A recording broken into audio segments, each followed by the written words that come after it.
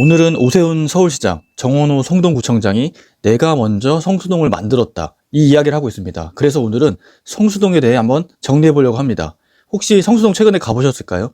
2024년 한 해에만 성수동을 찾은 사람이 무려 7천만 명이라고 합니다. 이게 어느 정도냐면 4년 전보다 50% 넘게 폭증한 수치입니다. 경제적 가치로 따지면 지난 10년 동안 이 동네 가치가 33조 원이나 뛰었다고 하니까 정말 상전벽해라고 밖에 할 말이 없습니다. 그런데 요즘 이 화려한 성수동을 두고 흥미로운 부모 자식 논쟁이 벌어지고 있습니다. 바로 오세훈 서울시장과 정원호 성동구청장의 설전인데, 오 시장은 행정의 일머리로 내가 차린 밥상이다 라고 주장하고 있고, 정원호 구청장은 내가 젠트리피케이션을 막고 붉은 벽돌을 지켜서 이 감성을 만든 거라고 맞서고 있죠. 과연 성수동은 누구 손에서 태어나 어떻게 자랐을까요? 오늘은 1960년대부터 79층 마천루가 들어설 미래까지 성수동의 60년 히스토리를 한번 정리해 보겠습니다. 영상 시작 전 구독, 좋아요, 알림 설정 부탁드립니다. 사실 이 성수동의 시작은 지금처럼 이 세련된 느낌과 거리가 멀었습니다. 원래 뚝섬이라고 불리던 이곳은 한강과 중랑천이 만나는 저지대라 비만 오면 물에 잠기던 상습 침수 구역이었습니다. 그래서 지금 근처에 있는 아파트들도 과거에는 저층들은 물이 잠긴다고 해서 한창 집값도 올라가지 않은 그런 자리였죠. 이 1930년대부터 왕십리와 뚝섬을 잇던 이 기동차가 다니던 길이었는데, 이게 1968년에 철거되면서 성수동은 본격적으로 자동차 중심의 공업지대로 변모하기 시작됩니다.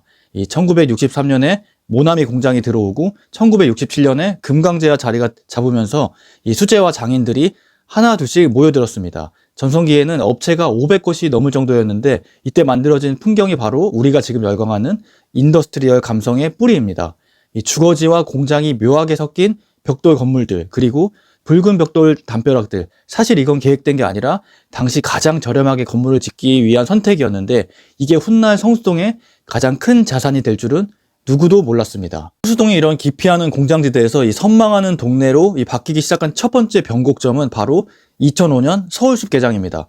원래 이곳은 뚝섬 경마장이 있던 자리였는데, 경마장이 과천으로 떠나고 이곳을 대규모 상업지구로 개발하자는 논의도 있었지만, 서울시가 이 녹지 번호를 결정하면서 약 48만 헥타르 규모에 대한 숲이 생겼죠.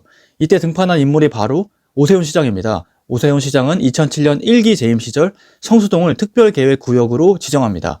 낡은 공장들 사이에 초고층 주거단지가 들어올 수 있게 규제를 풀어준 거죠.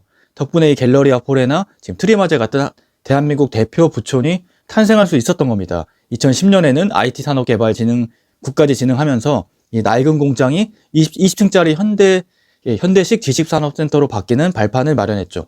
이 성수동의 굵직한 뼈대, 즉 하드웨어는 이때 오 시장의 손끝에 그려진 셈입니다. 오세훈 시장이 이 하드웨어를 만들었다고 하면 이제 그 안을 채울 콘텐츠가 필요합니다. 2014년부터 이 정원호 성동구청장의 바통을 이어받아 이 당시 성수동은 이 홍대나 가로수길에 비싼 임대료에 피해온 그 가난한 예술가들이나 이 소셜벤처 청년들이 모이고 있었습니다. 정 구청장은 이들이 다시 쫓겨나가는 이 젠트리피케이션을 막기 위해 2015년에 전국 최초 관련 조례를 만듭니다.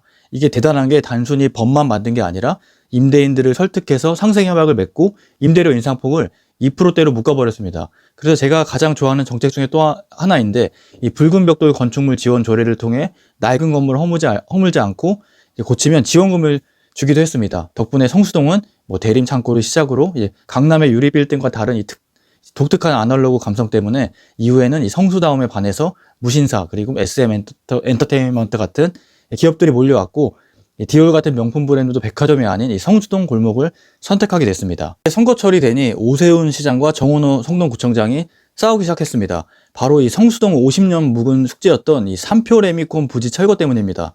오세훈 시장은 최근 현장을 찾아 이 보궐선거로 돌아와 보니 6년 동안 서명 운동만 하고 진전이 없길래 내가 이 사전협상 제도라는 치트키를 써서 2년 만에 끝냈다라고 직격탄을 날렸습니다.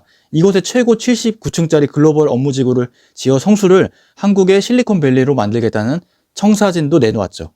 그러자 이 정원호 구청장도 즉각 반격에 나섰는데, 2015년 폐수무단 방류 사건 때부터 우리가 주민들과 협상해서 2017년에 이미 협약을 다 끝낸 거다, 오 시장은 정보 업데이트가 안 되신 것 같다라고 반박했습니다. 2021년 박원순 시장 유고 사태로 잠시 멈췄던 행정 절차를 오 시장이 마무리한 거일 뿐 그 과정에서는 성동구의 일관된 노력이 있었다고 하는 입장입니다. 정리해보면 이렇습니다. 오세훈 시장은 성수동을 서울의 경제 엔진으로 업그레이드시킨 전략가였고, 정원호 구청장은 성수동의 정체성을 지켜서 이 사람이 모이게 만든 관리자였던 거죠.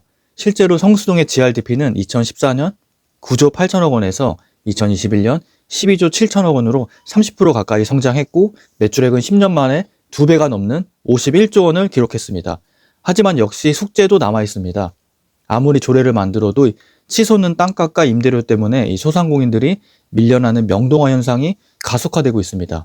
과연 미래의 성수동은 이 79층의 화려한 마천루와 이 붉은 벽돌의 좁은 골목이 사이좋게 공존하는 도시가 될 수 있을지, 이 두 행정가가 공을 다투는 만큼 그 책임감으로 멋진 이 동네를 끝까지 지켜줬으면 하는 바람입니다. 오늘 성수동 60년 이야기 어떠셨나요? 여러분의 생각과 의견을 댓글로 부탁드립니다. 영상 끝까지 시청해주셔서 감사합니다.